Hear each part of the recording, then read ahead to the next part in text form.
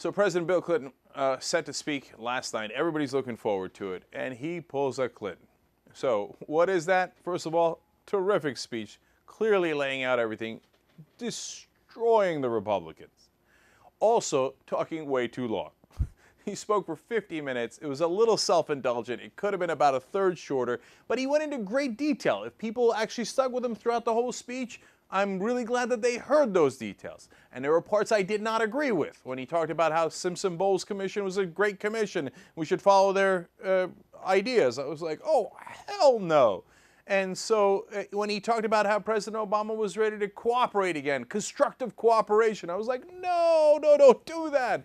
And the reality is Bill Clinton is quite conservative in his economic principles and is perfectly willing to compromise with the Republicans and get a deal that Wall Street loves and that I honestly believe that the middle class will get screwed on. That Simpson-Bowles deal is a terrible deal.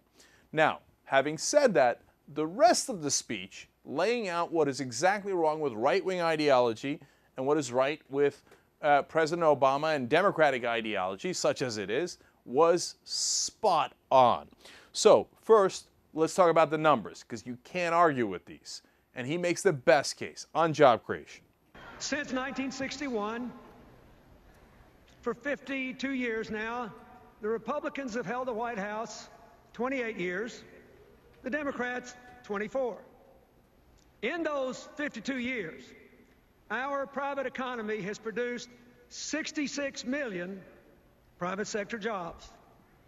So what's the job score?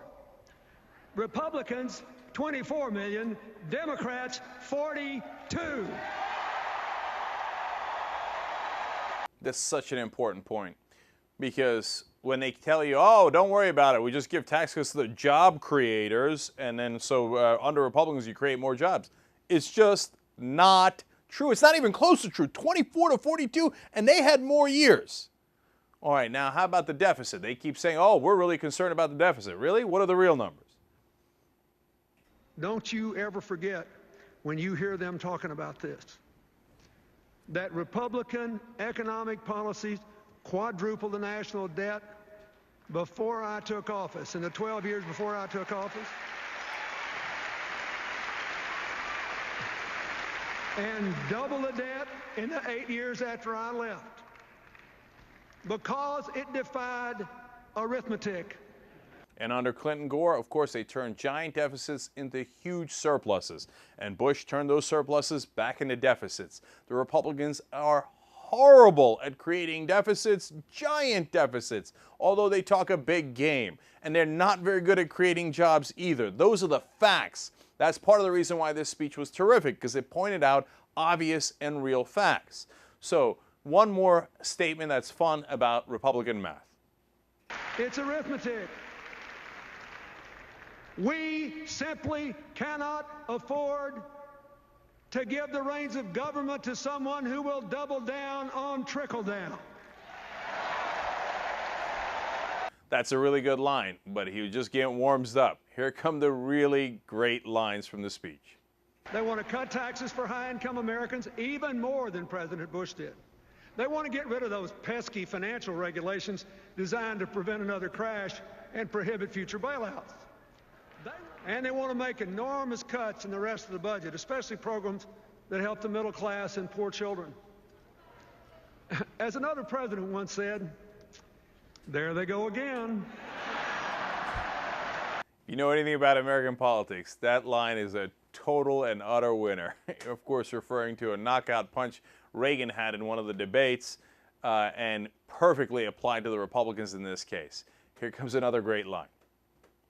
Now, when Congressman Ryan looked into that TV camera and attacked President Obama's Medicare savings as, quote, the biggest, coldest power play,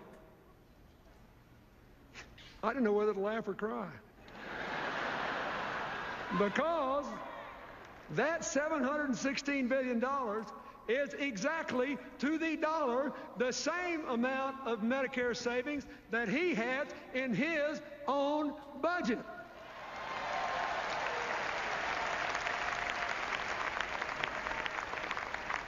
You got to get one thing. It takes some brass to attack a guy for doing what you did.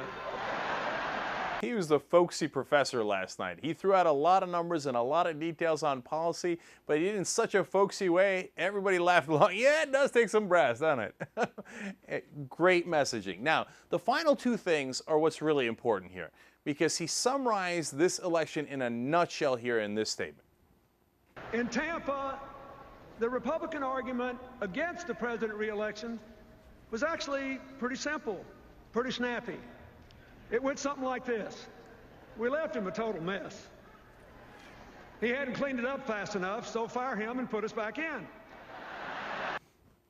But that's exactly it. You can't, even if you're a Republican, you can't really argue with that. In fact, they didn't argue with it at the convention. They said, well, yes, we know he adopted a tough situation. That was your tough situation. You know, when President Obama came in, we were losing 750,000 jobs a month. Now, I got a lot of issues with Obama, but putting that on Obama would be insanity. Even the Republicans don't lie that much. They say, yeah, it's the Republican-created recession. Oh, you didn't fix it fast enough, so put us back in charge so we can screw it up again. How does that make any sense? It doesn't. And then finally, now, President Clinton is a guy that a lot of the country trusts. Now, currently the most popular president of all time.